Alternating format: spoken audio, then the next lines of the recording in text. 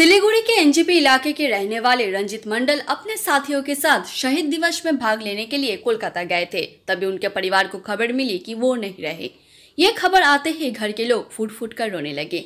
रंजित मंडल का परिवार कुछ भी स्वीकार नहीं कर पा रहा है। उन्हें विश्वास ही नहीं हो रहा कि उनके प्रियजन चले गए हैं। बताया जाता है कि आज उनके शव का पोस्टमार्टम किया जाएगा। आइए जानते हैं रंजित मंडल के परिजनों ने मीडिया प्रतिनिधियों के सामने क्या कहा। জানতে পারছি কয়টার টাইম? 2টার সময় জানতে পারছি। কি জানলেন? আমরা জানতে পারলাম যে ওনাকে খুঁজে পাওয়া যাচ্ছে না। খুঁজে পাওয়া যাচ্ছে না। তারপরে আবার আধা ঘন্টা পরেই শুনতেছি খুঁজে পাইছে, জলে ডুবে গেছে।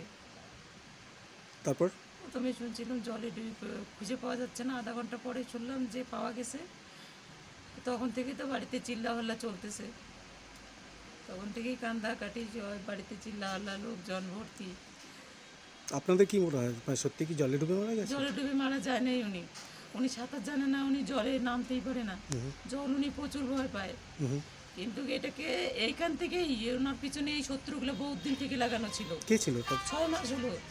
6 মাস থেকে এই শত্রুগুলা লাগানো ছিল। 6 মাস থেকে এই শত্রুগুলা কারা মানে জোটপাট করে এটা ষড়যন্ত্র করে ওনাকে নিয়ে গেছে ওদিকে মারার জন্য। যা না হলে লোকটা মিছিলে গেছে, মিটিংয়ে গেছে, কিন্তু ধর্মতলা যে মিটিং, সেই মিটিংয়ে গেছে, কিন্তু সেখান থেকে তাকে আলাদা করে অন্য জায়গায় নিয়ে গেছে মানানোর জন্য।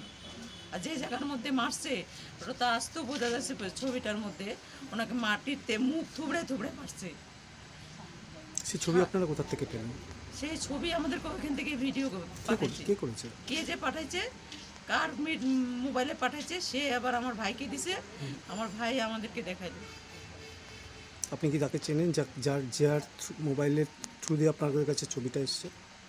না, তাকে চিনি না, তাকে চিনি না। ওই ছবিতে আপনাদের কি আপনাদের রায়টা প্রতিক্রিয়াটা কি ছিল যখন আপনারা দেখেছেন ছবিটা? আমরা দেখেই তো বুঝতে পারতেছি এটা তো মার্ডার করছে। কারণ একটা লোক যখন স্নান করার জন্য জলে নামবে, তিনি কিন্তু প্যান্ট শার্ট সব কিছু পরে কিন্তু কোনোদিনও নামবে না। সে নিশ্চয়ই একটা হাফ প্যান্ট পরে নামবে, নাহলে একটা তোয়ালা পরবে, গামছা পরবে।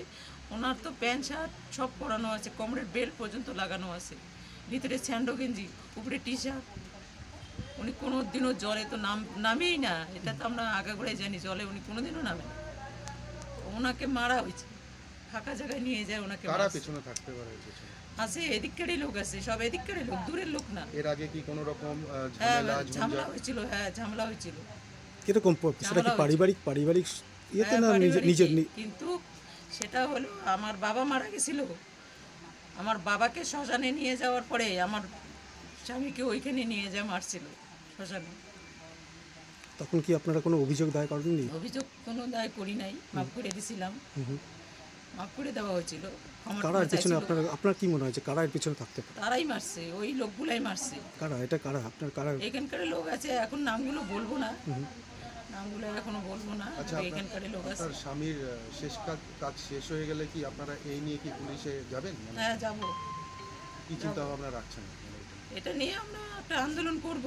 আন্দোলন না করে ছাড়বো না। কে করছে তাকে তো খুঁজে বের করতে হবে না। আপনি যার বিরুদ্ধে অনুমান করছেন যে যারা হত্যা করছে, তারাও কি সঙ্গে গেছিলেন? তার সঙ্গে আছে, তারাও সঙ্গে আছে, সে সঙ্গেই আছে, তারাই করছে এইসব। দূরের লোক না, এখানকার লোক। কি মেরে ফেলার হুমকি বা কিছু দেওয়া? হ্যাঁ, করছে, চ্যালেঞ্জ করছে, দেখে নিব, চ্যালেঞ্জ করছিল, তোকে দেখেই নিল। এদিকে অনেকদিন ধরে চেষ্টা করছিল মনে হয়, এদিকে কিন্তু মারতে পারেনি, এত দূরে নিয়ে গিয়ে মারিয়ে দিল। এখন আপনার স্বামী তো উপার্জন করতো বাড়িতে, এখন আগামী দিন কিভাবে চলবে? কি আগামী দিন তো আমাদেরকে পথে নেমে গেলাম। উপার্জন করার মতো এখানে কোনো লোক নাই। শুধু এই বাচ্চাটাকে নিয়ে আমি থাকি, যে ছোট বাচ্চাকে দেখে, এই ছোট বাচ্চাটাকে নিয়ে আমি থাকি। এটা আমার মেয়ের বাচ্চা, এই আমার মেয়ে তো আমার কাছে থাকে না। এখন আমার পরিণাম একদম রাস্তায়, তাছাড়া আমার কোনো উপায় নাই। এখন আমি প্রশাসনের কাছে এটাই আবেদন করি যে আমার এই স্বামীর হত্যাকারীদেরকে যেন খুঁজে বের করে সুষ্ঠু বিচার করে। মমতা ব্যানার্জির কাছেও আমি এই খবর পৌঁছায় দিতে চাই যে আমার স্বামীকে যারা এইভাবে মারলো, তার পার্টিতে কিন্তু গিয়ে করে সে গেছে মিটিংয়ে, সেখান থেকে আমার স্বামীকে আলাদা করে নিয়ে যায় মাইরে দিল। তাদের যেন শাস্তি হয়। এইটাই আমি মমতা ব্যানার্জির কাছে কিন্তু অনুরোধ রাখতেছি, আর কিছু চাই না আমি। আপনার নাম? আমার নাম সুমিত্রা রায়।